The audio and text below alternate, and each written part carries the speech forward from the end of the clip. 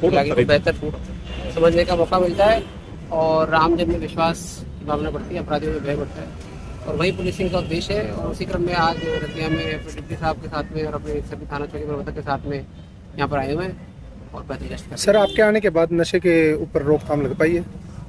ये पूरा प्रयास है जी। ऐसे तो मतलब ये कहना कि भाई अब बिल्कुल 100% it is over, it is very difficult. ये तो ऐसे तो नहीं कह सकते कि भाई 100% खत्म हो गया, लेकिन आपको जैसे मैं थोड़ा आंकड़े बताऊं कि भाई अगर 28 जनवरी आज तक की बात भी कर लें 1 जनवरी से, तो लगभग 32 आरोपी जो है सिर्फ रतिया के इलाके में पकड़े गए हैं जो नशा तस्करी का काम करते थे।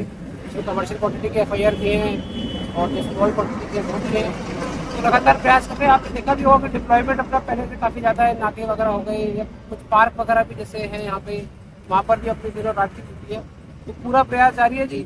इसमें 2 फ्रंट पे काम होते हैं। बेचने वाले को पकड़ने का अपना पूरा प्रयास है और जिनका इलाज किया जा सके या उनकी कोई मदद की जा सके, मान लीजिए उनके पास में दवाई खरीदने के पैसे नहीं है, खाना खाने के पैसे नहीं है, तो उन लोगों को हम जितनी भी मदद कर सके, उनको एडमिट करा सके सिविल अस्पतालों में, रखते सिविल अस्पताल में नशा मुक्ति के वो प्रयास है। सर, जो पुलिस द्वारा ना पिछले कुछ समय से सख्ताई की है नशे के खिलाफ, तो अब ये पता चला है कि जो उन्होंने नशा तस्करों ने अपना पैटर्न चेंज कर दिया है। जैसे कुछ मेडिकल की दुकानों से नशा बिकता था, अब बाइक वगैरह या गाड़ियों पे नशे का प्रचलन चल रहा है। तो इसको लेकर पुलिस द्वारा कोई उचित कदम उठाए जाएंगे? जी, जैसा आपने बताया कि मेडिकल नशा के रिगार्डिंग में बता देता हूँ कि भाई समय समय पर पूरे हरियाणा से जो ड्रग कंट्रोल ऑफिसर्स डीसी बुलाते हैं, विजिट करते हैं, चेकिंग करते हैं। कुछ दिन पहले भी पूरे स्टेट से लगभग 10 के आसपास ड्रग कंट्रोल ऑफिसर्स के साथ हमने चेकिंग करी थी और कुछ मेडिकल स्टोर वगैरह जहाँ पर गलत चीज़ें हो रही थी तो सील भी करे गए थे। इसके अलावा ये बात हमको पता है कि कई बार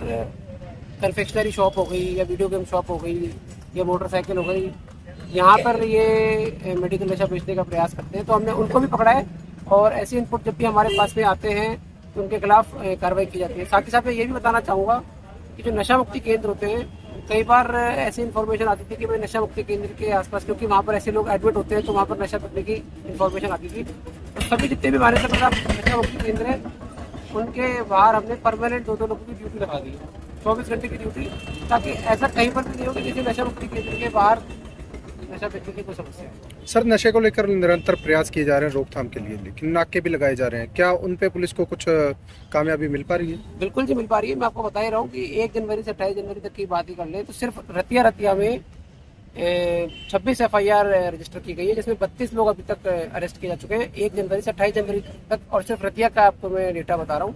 तो इन्फॉर्मेशन जैसे मिलती है उस पर कार्रवाई करते हैं और बिल्कुल सफलता मिलती है और आगे भी मिलेगी। सर, कुछ लोग पंजाब से आके भी नशा बेचने का काम करते हैं, तो उनको लेकर? देखिए, रतिया का इलाका जो है मानसा डिस्ट्रिक्ट से लगता है, आपको पता है ये वाली बात। और समस्या थोड़ी पंजाब के इलाके में NDPS पेडलिंग, ड्रग पेडलिंग की थोड़ी ज़्यादा है।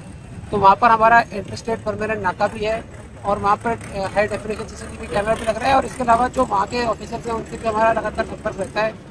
वही मान लीजिए, क्योंकि समस्या का समाधान वो भी करना चाहते हैं, ऐसी बात नहीं है, बट थोड़ी समस्या वहाँ पर ज़्यादा है। तो कई बार क्या होता है कि वहाँ से भी कोई लोग आने का प्रयास करते हैं, तो वहाँ से अब टाइप करके कोऑर्डिनेट करके उनको भी पकड़ते हैं और आगे भी इस प्रकार का कोऑर्डिनेशन जारी रहेगा। सर, पुलिस तो एक कांस्टेंट डिस्कशन का पॉइंट है कि जी जितनी भी रोड है, क्या हर एक पॉइंट पे नाका लगाया जा सकता है? वो नहीं लगाया जा सकता, ये तो आप भी जानते हैं। Let me complete answer. तो लेकिन क्या होता है कि क्यों डिप्लॉयमेंट किया जाता है फील्ड में?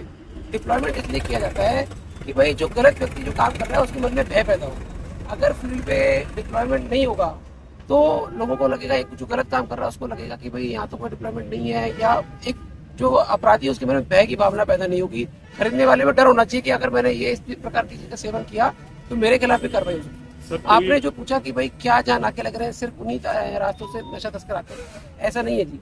लेकिन जहाँ पर आपको नाके नहीं दिख रहे वहाँ पर भी पुलिस है।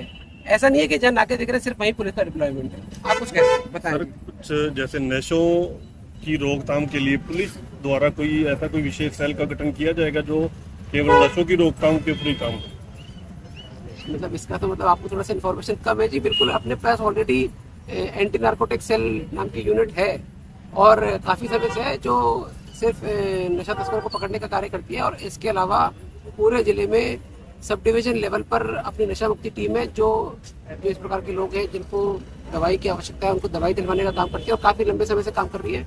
और उनमें से जो अपने सुंदरलाल जी जिन्होंने बहुत बढ़िया काम किया उनको इस बार 26 जनवरी को सम्मानित भी करवाया गया। तो लगातार कार्रवाई जारी है। पिछले दिनों सर कुछ युवा जो नशे के कारण मौत को जा बैठे थे, अब उन पर रोकथाम लगी है सर नशे जी, को? मैंने आपको क्या बताया कि लगातार अपना पूरा प्रयास जारी है और जो इस प्रकार की चीजें सम्मिलित हैं उनके मन में पूर्ण भय का माहौल है और होना भी चाहिए और सख्ती से पुलिस कार्रवाई कर रही है, आगे भी करती रहेगी। और जिन लोगों को दवाई की आवश्यकता है या उनको एडमिट कराने की आवश्यकता है उसमें भी कार्रवाई कर रही है।